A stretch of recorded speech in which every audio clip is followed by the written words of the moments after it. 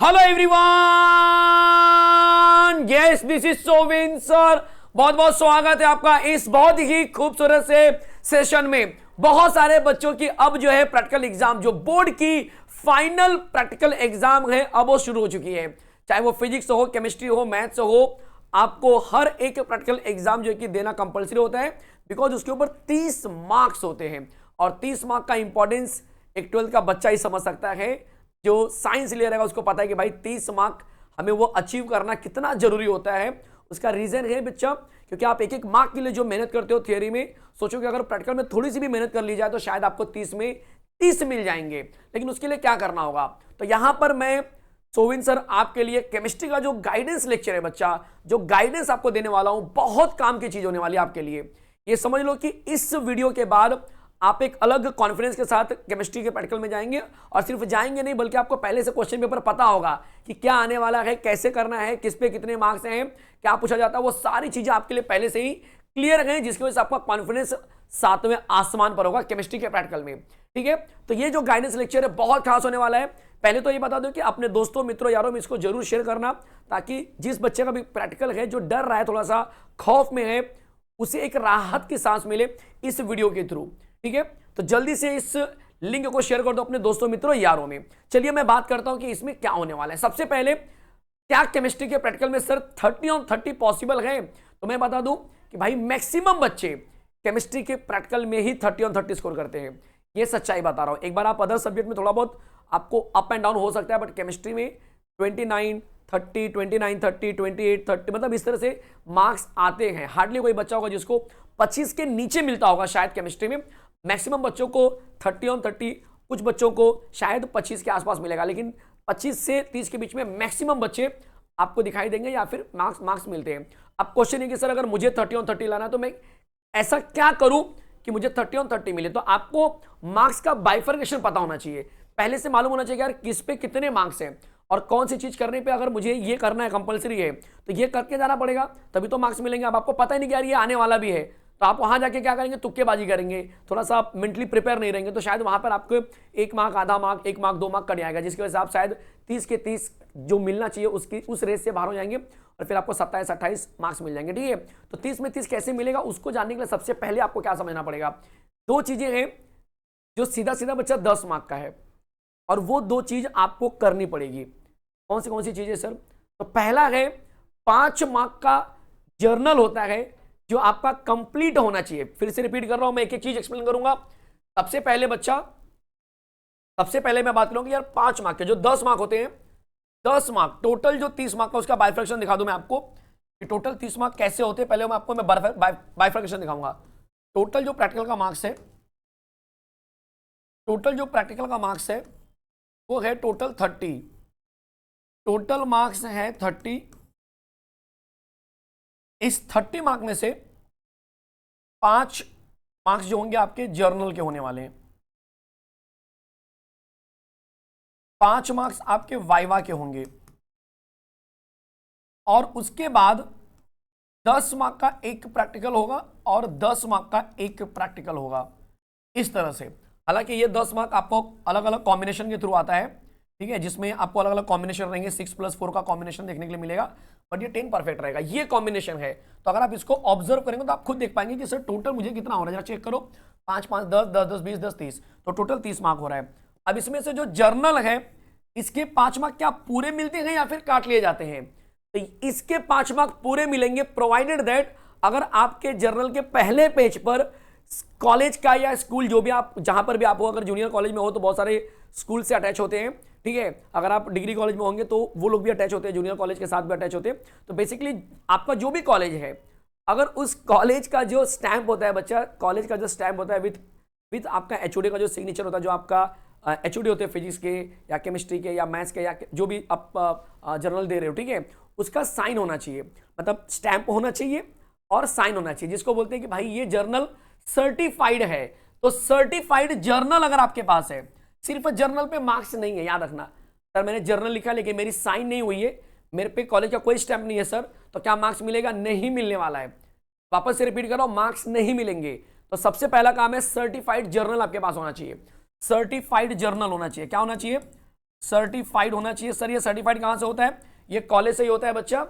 ये आप जो आपके रिस्पेक्टिव टीचर हैं, चाहे फिजिक्स, केमिस्ट्री, मैथ्स, बायो, जो भी आप सब्जेक्ट है आपका, उन टीचर से आप बात कीजिए कि सर मेरा जर्नल का सर्टिफिकेशन पेंडिंग है, वो कर देंगे। अगर आपका एग्जाम 2 दिन के बाद है तो आप जाइए कॉलेज में, बात करके उसको करवा लीजिए, ठीक है। सर अगर एग्जाम के डॉट पहले मैं बुक लेकर गया तो क्या वो ऑन द स्पॉट सर्टिफाई करेंगे? ये थोड़ा सा रिस्की क्वेश्चन है आपके लिए, इस चक्कर में मत पड़ना बच्चा। उसका रीजन बता रहा हूं। देखो 30 मार्क का प्रैक्टिकल है, आपका ध्यान प्रैक्टिकल पे न रख के आपका जर्नल पे ध्यान जाएगा। आप उसके पीछे पीछे भागेंगे या टीचर के पीछे पीछे कि सर मेरा जर्नल सर्टिफाई कर दो, नहीं तो मेरे को अंदर नहीं लेंगे। तो सबसे पहला काम है कि भाई आप इन सब चक्कर में मत पड़ना, जर्नल को एग्जाम के काफी पहले सर्टिफाई करवा लेना। सेकंड थिंग, अगर केमिस्ट्री के प्रैक्टिकल में आप जा रहे हो तो लैब कोट कंपलसरी है। सर उसके ऊपर मार्क्स है क्या?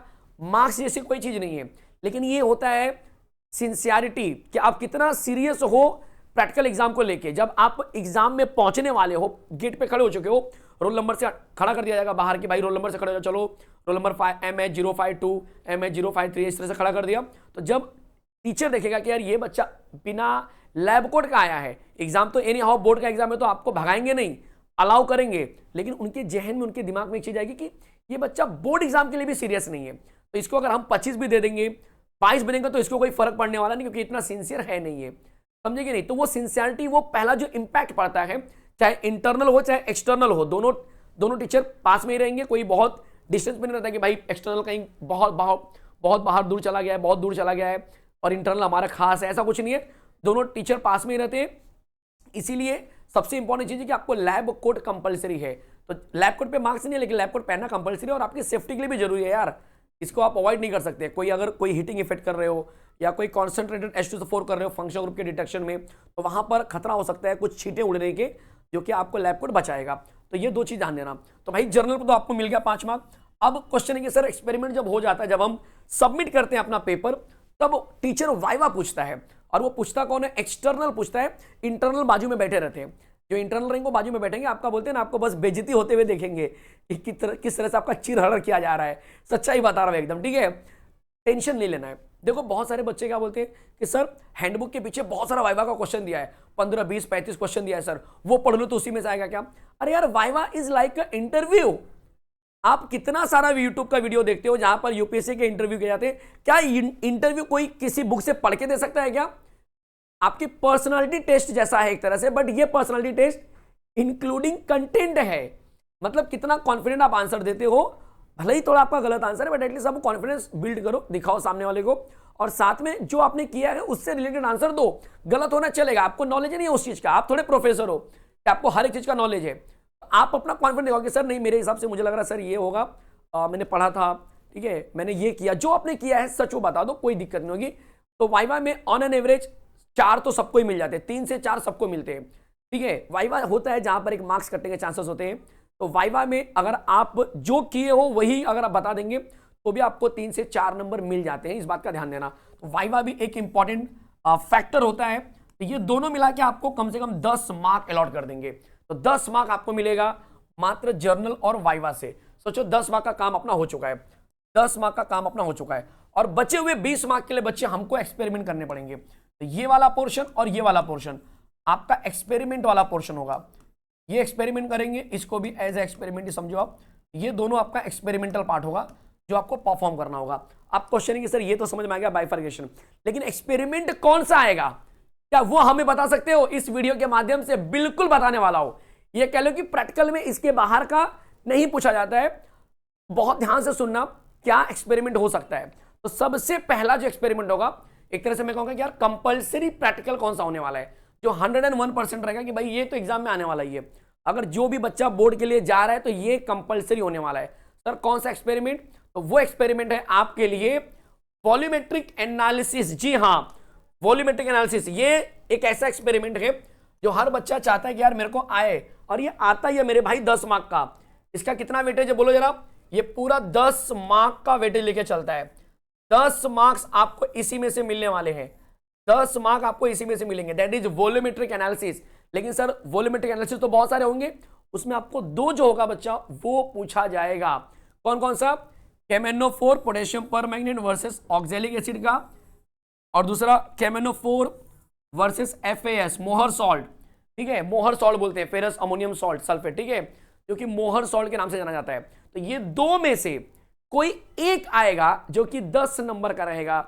और ये टेस्ट कौन सा है मैं आपको बता दूं, जो आप मुंह से पेस्ट को खींचते थे और उसको किसी बिरूट में डालते थे और बाद में फिर उसका कलर बच्चा पिंक हो जाता था, याद है पिंक कलर वाला, ये वही एक्सपेरिमेंट है।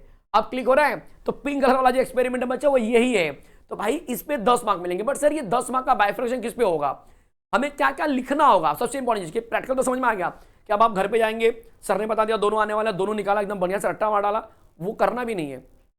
पैटर्न जरूर समझ लो लेकिन रीडिंग को रट्टा नहीं मारना है, बिकॉज हर एक टेबल पे जो बच्चा बैठेगा उसका रीडिंग दूसरे के टेबल वाले बच्चे से अलग आएगा। दोनों एक्सपेरिमेंट सेम होने के बाद भी अलग अलग आ सकता है। क्यों सर, क्योंकि वो जो कंपोनेंट होता है ना बच्चा, जैसे ऑक्सैलिक एसिड है, KMnO4, उसको वो डाइल्यूट कर देंगे, उसको वो सेम टू सेम नहीं रखेंगे, किसी में पानी की मात्रा बढ़ा देंगे, किसी में पानी की मात्रा कम कर देंगे, किसी में ज्यादा कर देंगे। तो रीडिंग हमेशा क्या होगा बच्चा, वेरी होता रहेगा सबका, आया समझ में। और वो रीडिंग कितना वेरी होगा उसका आंसर उस एग्जामिनर के पास रहेगा ऑलरेडी से, कि भाई टेबल नंबर 1 का रीडिंग इतना आना चाहिए, पानी मिलाया हुआ है, टेबल नंबर 2 का रीडिंग एक्चुअली इतना आना चाहिए क्योंकि पानी नहीं मिलाया, इसमें ज्यादा पानी मिला, इसमें कम पानी मिला, तो वो उनके पास ऑलरेडी रीडिंग होती है। तो आप उनके साथ चीटिंग नहीं कर सकते हो, उल्टा ये करोगे तो फंस जाओगे, क्योंकि एग्जामिनर समझेगा कि तुमने परफॉर्म किया ही नहीं है। इसीलिए एक्चुअल में परफॉर्म करना, देखना कि भाई क्या आ रहा है, क्या प्रोसेस है, एक बार प्रोसीजर पढ़ के जाना घर से, समझ में आ जाएगा कि कैसे करते हैं, बहुत बेसिक होता है, ठीक है। तो ये आप कर लेंगे। अब उसमें क्या क्या करना होता है, किस पे कितने मार्क्स है, 10 मार्क्स का बाइफर्केशन मैं आपके लिए लेकर आ रहा हूं कि ये 10 मार्क कैसे डिवाइड होता है। ध्यान देना बच्चा, यहां पर 10 मार्क कैसे डिवाइड होता है। तो सबसे पहले आपको जब भी आपको पेपर मिलेगा तो आपको एम लिखना होगा, ये कंपलसरी प्रैक्टिकल है जैसे मैंने बोला, तो आपको दोनों में से कोई भी आ सकता है। आपको सबसे पहले एम लिखना है, एम पे कोई मार्क्स नहीं है। एम आप लिखते हो कि भाई सामने लोग ये पता चले कि कौन सा एक्सपेरिमेंट है ये, ठीक है। जो भी एक्सपेरिमेंट रहेगा आपका, चाहे KMnO4 वर्सेस ऑक्सैलिक रहे या फिर KMnO4 वर्सेस FS रहे, जो भी एक्सपेरिमेंट रहेगा उसका एम पेपर में दिया जाएगा, उसी को आप छाप देना सीधा। एम पे कोई मार्क्स भी नहीं है। उसके बाद आपको सोल्यूशन प्रिपेयर करना पड़ता है। उसके बाद ना बच्चा, जो KMnO4 और ऑक्सैलिक एसिड है उनको अलग अलग बिकर में क्या करना पड़ता है, प्रिपेयर करना पड़ता है। जब आप प्रिपेयर करेंगे तो उसके ऊपर 3 मार्क्स होते हैं। कितने मार्क्स है बच्चा, 3 मार्क्स आपको प्रिपेयर करने के लिए मिलेंगे, जो कि लिखना नहीं होता है। बेसिकली आप लिखते हो, मतलब बताते हो कि भाई ये सोल्यूशन प्रिपेयर किया, ये हो गया, ये सोल्यूशन मैंने प्रिपेयर किया हो गया। आप रियल में एक्सपेरिमेंट करके दिखाते हो, भाई ये इनको मिला है, मेरा एक नया चीज बन गया। तो जो नई चीज बनी उनको आप लिखोगे और साथ में उसके ऊपर 3 मार्क्स मिलने वाले हैं। अब लिखने का पार्ट जो मेन आता है वो आता है ऑब्जर्वेशन।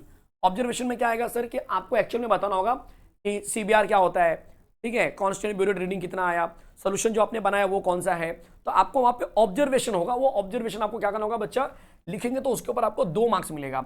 मतलब एक्सपेरिमेंट किया आपने, सोल्यूशन प्रिपेयर कर लिया 3 मार्क्स का, वो बता दिया आपने कौन कौन सा सोल्यूशन प्रिपेयर किया। अब उसके बाद ऑब्जर्व किया आपने कि क्या क्या चेंजेस आ रहे हैं, वो आप बताएंगे यहाँ पर। और उसके बाद ऑब्जर्वेशन टेबल आता है जहां पर आप सारी रीडिंग लिखते हो, ठीक है, जहां पे आप सारी रीडिंग लिखते हो कि भाई 0.4 डिवाइड बाय CBR या 0.2 डिवाइड बाय CBR के मदद से कैलकुलेशन करते हैं। तो वो सारी चीजें आप यहाँ पर ऑब्जर्वेशन टेबल में लिखेंगे। आपके पास हैंडबुक या कोई सोर्सेज दी गई होंगी, एक बार अभी का अभी ओपन करके देखना कि भाई कहाँ पे ऑब्जर्वेशन टेबल दिया हुआ है। तो टेबल का रीडिंग रट्टा नहीं मारना है, बट टेबल दिमाग में होना चाहिए कि यार टेबल ऐसा ऐसा ड्रॉ करते हैं, ये चीजें इसके अंदर रिक्वायर है और ये चीजें मुझे कवर करनी है। ऑब्जर्वेशन कहाँ पे दिया वो भी देख लो, ऑब्जर्वेशन में क्या क्या बोला गया है, सोल्यूशन प्रिपेयर करने का तरीका क्या है, पढ़ के जाइए, ठीक है। इसके बाद 3 मार्क आपको मिल जाएगा बच्चा बहुत अच्छी तरीके से यहाँ पर कि भाई टेबल के ऊपर मिलेगा। और 1 मार्क कैलकुलेशन में मिलता है। बहुत सारे बच्चे बोलते हैं सर कैलकुलेशन दिखाना जरूरी है क्या, एकदम जरूरी है। अगर आप कैलकुलेशन दिखाएंगे तो आपको फायदा ये होगा कि 1 मार्क आपके पक्के हो जाएंगे।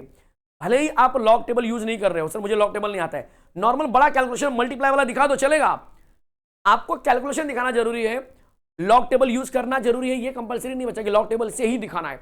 लॉग टेबल आपको आता है, बड़ी अच्छी बात है, आप लॉग टेबल जो कि यूज करो और उसको दिखा दो, जो भी लॉग टेबल का आंसर आ रहा है, जो भी लॉग टेबल यूज कर रहे हो, प्लस माइनस जो भी करो वो भी दिखा दो। तो कैलकुलेशन दिखाना कंपलसरी है। और एंड में रिजल्ट होना चाहिए प्रॉपर कि भाई रिजल्ट क्या आ रहा है। कैलकुलेशन दिखा दिया आपने, फिर आप एंड में रिजल्ट दिखाएंगे विथ यूनिट, जो भी यूनिट होगी उसके साथ आपका रिजल्ट आना चाहिए।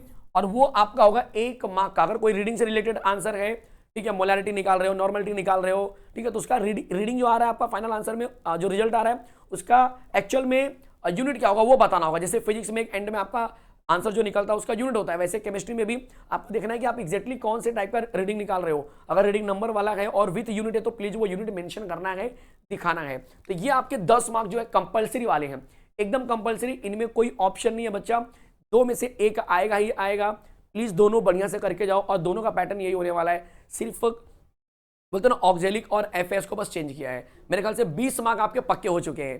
20 मार्क तो आपके पक्के हो चुके हैं। किसी भी बच्चे को मुझे लग रहा है कि इस वीडियो के बाद 20 मार्क के तो ऊपर ही मिलेंगे, क्योंकि उसको आइडिया मिल चुका है कि सर कैसे करना है। अब क्वेश्चन आ रहा है कि सर बचे हुए 10 मार्क का क्या, बचे हुए 10 मार्क कहां से लाएंगे? तो बचे हुए 10 मार्क के लिए आपको करना पड़ेगा भाई लॉटरी सिस्टम होती है। सर ये क्या सिस्टम है?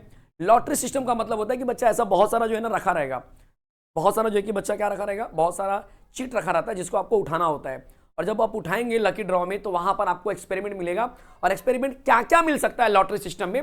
तो एक्सपेरिमेंट में आपको बच्चा फिजिकल के ऊपर एक्सपेरिमेंट आ सकता है, फिजिकल के ऊपर आ सकता है, या फिर क्वालिटेटिव एनालिसिस के ऊपर एक्सपेरिमेंट आ सकता है, या फिर फंक्शनल ग्रुप डिटेक्शन के ऊपर आ सकता है। जी हां, ये तीनों के ऊपर अलग से क्वेश्चन आ सकते हैं। कोई एक पकड़ लो कि भाई इसके ऊपर आ गया सिर्फ, या इसके ऊपर आ गया, या फिर इसके ऊपर आ गया, इस तरह से। तो ये लॉटरी सिस्टम जो होता है ना, थोड़ा सा दिल धड़काने वाला होता है कि अरे यार पता नहीं कौन सा आएगा, फिजिकल ना आ जाए, बहुत सारा ग्राफ बनाना पड़ता है।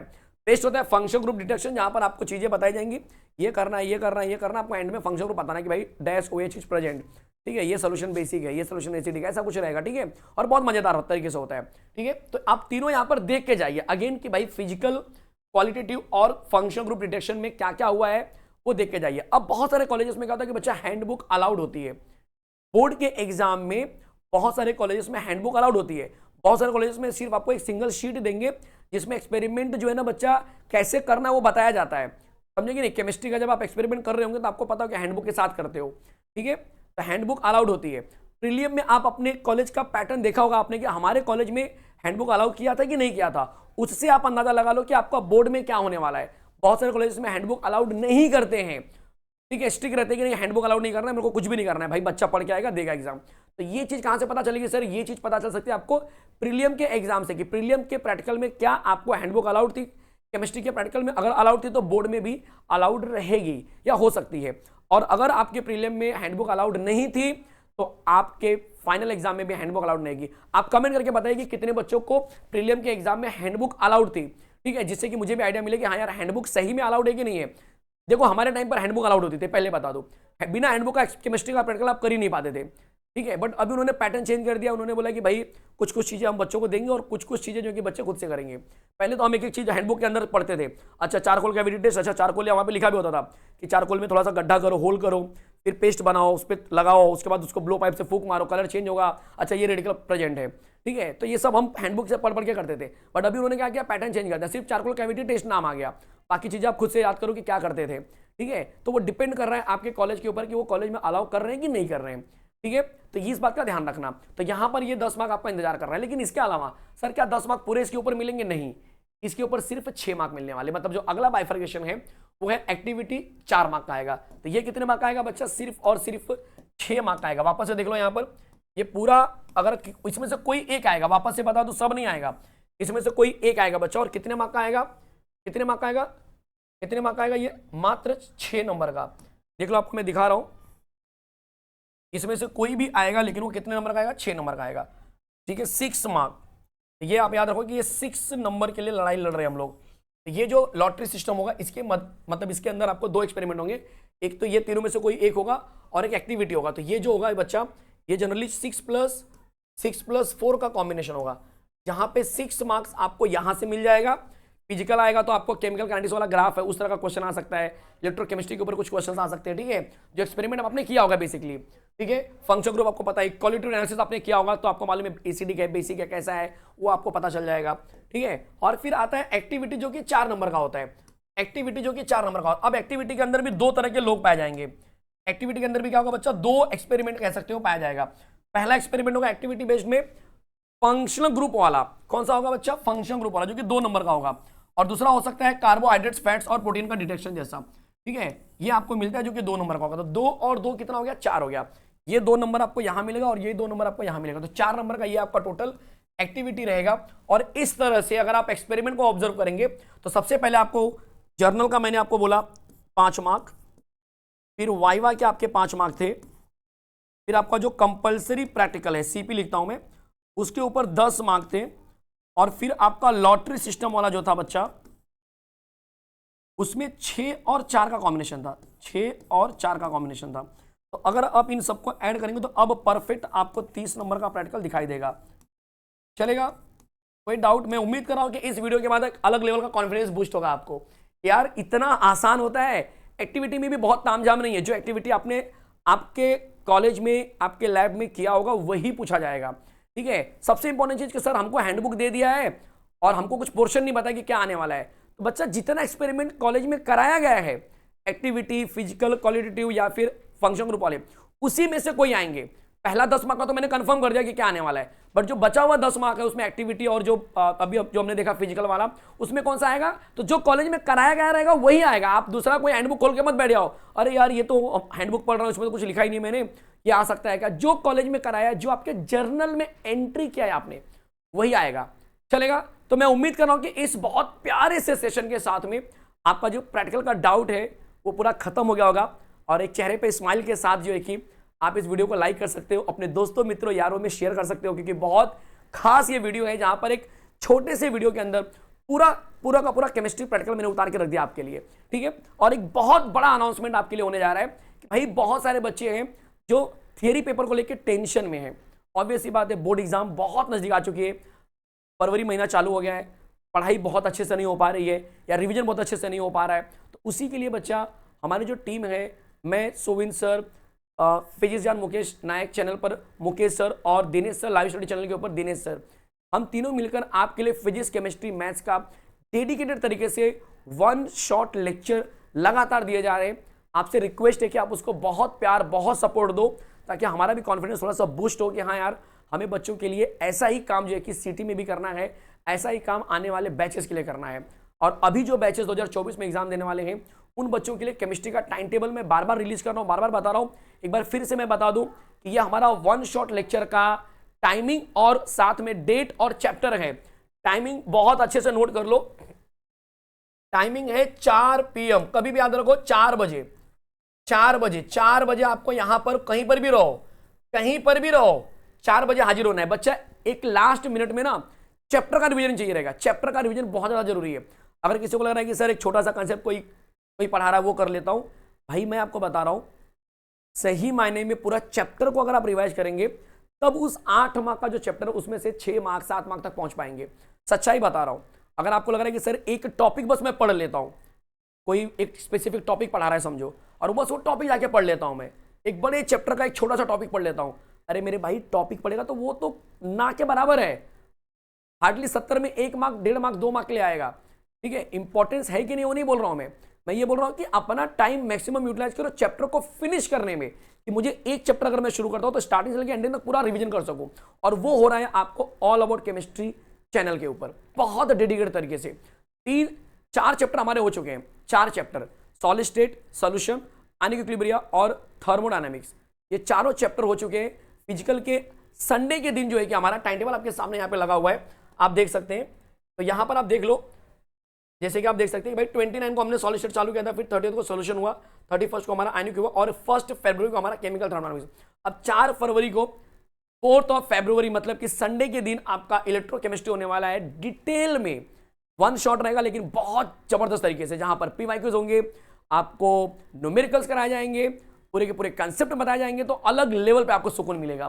फिर 4 के बाद 5, 6, 7 लगातार आपको रहेंगे, 4, 5, 6, 7, 8 तारीख तक लगातार रहेगा, जिसमें हम चालू करेंगे electrochemistry, chemical kinetics, elements of group number 16, 17, 18, transition and inner transition element और कोऑर्डिनेशन कंपाउंड 8 तारीख तक खत्म हो जाएगा।